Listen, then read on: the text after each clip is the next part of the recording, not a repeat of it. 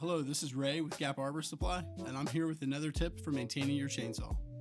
Now that we have the bar and chain off, we're going to inspect the bar for burrs along the guide rail.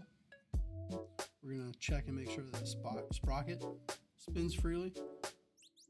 Here you can see the grease ports. We're going to grease that bar and make sure that the rails are even. And we're going to clean out as well.